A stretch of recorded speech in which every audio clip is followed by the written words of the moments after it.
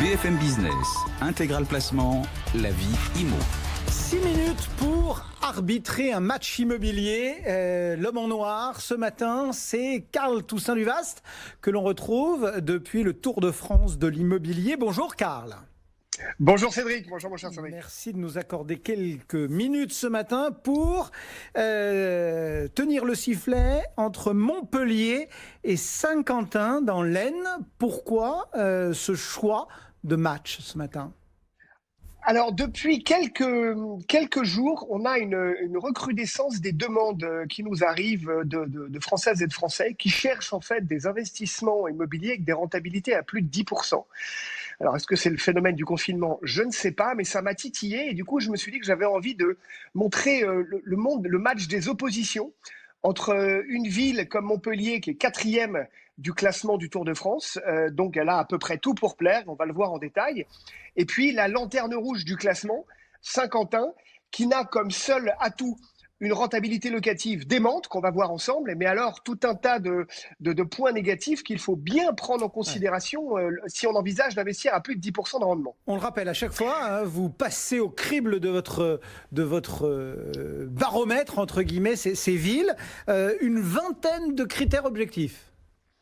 C'est 21 critères, 20 plus celui qui est le vote des internautes, donc c'est 21 critères objectifs qui sont, quand je dis objectifs, c'est qu'en fait quand on fait de l'investissement immobilier, en particulier dans l'investissement, il faut garder ce qu'on appelle nous des critères froids, des critères objectifs, des critères pragmatiques, éviter l'affectif. Donc on a sélectionné critères qui sont évolution du prix, profondeur du marché entre l'offre et la demande, développement des transports, est-ce que c'est desservi par le TGV, etc. Est-ce que c'est inscrit au patrimoine mondial de l'UNESCO ? Il y a une liste, comme quand vous allez faire votre contrôle technique de voiture, et bien là on a sorti 20 critères pour en tirer la quintessence du meilleur compromis, du meilleur consensus quand on veut faire un investissement. Donc un match entre David et Goliath, il n'y a pas de suspense, c'est un match par KO tout de suite.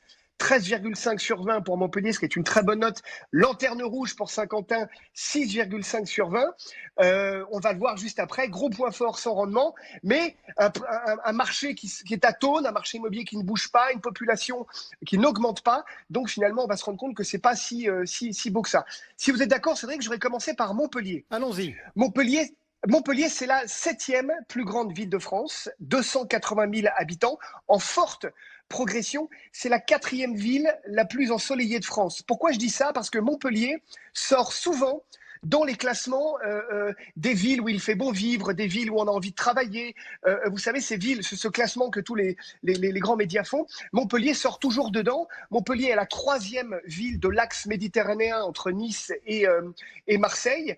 3e ville étudiante de France. Elle a tout pour plaire. Elle a 70% de sa population qui a moins de 44 ans et un tiers de la population qui est âgée de 15 à 29 ans. Donc vous l'avez compris, c'est une ville qui est très jeune, on le sait, ville très étudiante. Mais pas que. Il y a 90% du parc immobilier qui est composé de résidences principales, donc il y a très peu de résidences secondaires ou estivales, et surtout une très bonne partie de locataires, 67% de locataires. Donc là, j'ai des critères rationnellement bons pour faire mon investissement.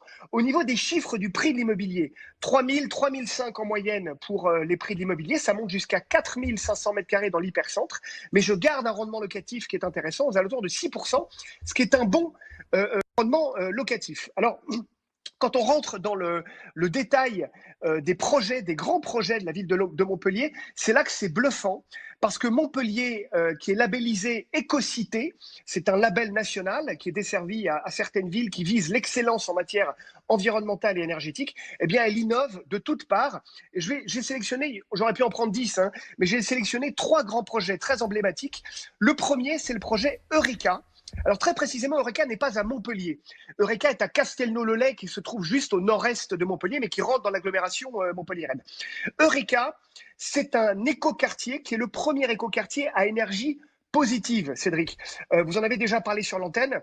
La nouvelle réglementation thermique, la fameuse RT 2020, qui devait rentrer en application cette année et qui est décalée d'1 an, elle va passer. C'est une révolution dans la construction urbaine, la construction de logements, puisqu'on va passer maintenant à des constructions énergétiques positive.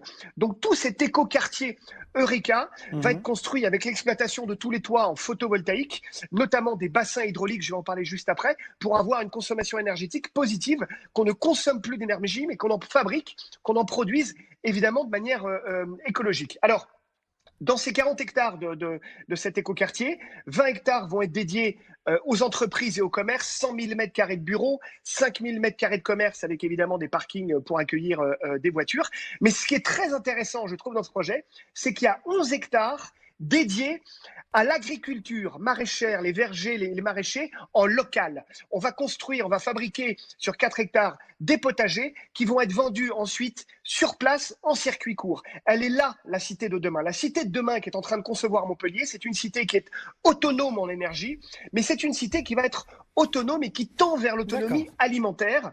Je pense que cette circonstance avec notre confinement nous rappelait le besoin de consommer le plus possible en local. Il y a un îlot qui va être... Les autres projets, rapidement, Karl. Alors les autres projets, le deuxième, c'est le projet de Cambacérès, qui est le projet emblématique de la ville de Montpellier. Montpellier rentre dans le cadre de la candidature de la France à l'exposition universelle de 2025. Donc Cambacérès, c'est le projet central construit autour de 30 hectares de parcs. Ce projet Cambacérès, il va rejoindre la future extension de la ligne du tramway, il va rejoindre la nouvelle gare TGV. C'est 2500 logements qui vont être construits, dont 500 pour les étudiants, 130 000 m² de bureaux. Là encore, on est dans un écosystème extrêmement innovant que met en avant la ville de Montpellier. Le troisième pôle, je voulais en parler parce que là encore, cette circonstance, c'est le pôle Euromédecine, le pôle Euromédecine qui est au nord de Montpellier, qui est, figurez-vous, une pépinière qui est un agrégat de laboratoires, d'entreprises innovantes, de start-up dans le domaine de la biotech. Bon, et en face, j'ai envie de vous dire, à Saint-Quentin. Saint-Quentin, qu'est-ce que vous voulez que je vous dise? Il y a une très très belle basilique gothique qui a été construite entre le XIIIe et le XVe siècle, qui est la deuxième plus grande basilique de Picardie. Et puis c'est à peu près tout. Vous avez donc 55 000 habitants à Saint-Quentin, mais ça baisse. Un prix au mètre carré qui est parmi les plus bas dans le top des 100 plus grandes villes de France, entre 600 et 1600 euros du mètre carré. On est à 1000 euros en moyenne. Donc on a des rendements locatifs qui sont déments, 8, 9, 10, 12% de rendement locatif. En revanche, les prix de l'immobilier ont baissé de 12% en 10 ans, Cédric. C'est très rare. L'immobilier en France a globalement beaucoup augmenté. Et bien là, les prix ont baissé. Pourquoi? Parce qu'en fait, il n'y a pas de demande, il n'y a pas de marché, il n'y a pas de profondeur. Je le rappelle à chaque fois que je passe à votre antenne, plus mon rendement locatif est élevé, plus mon risque locatif est important. Là, il y a un risque locatif en termes de profondeur, mais il y a un risque de liquidité. Si je n'ai personne pour acheter, je vais avoir une baisse de mon prix au niveau de la revente. Donc Saint-Quentin n'a comme seul point fort que son rendement, mais reste une lanterne rouge sur le classement du Tour de France de l'immobilier. Le Tour de France de l'immobilier, arbitré donc comme chaque mois par Karl Toussaint Duvaste. Merci beaucoup Karl et à très bientôt sur l'antenne. Portez-vous bien à tous, à très bientôt. Business.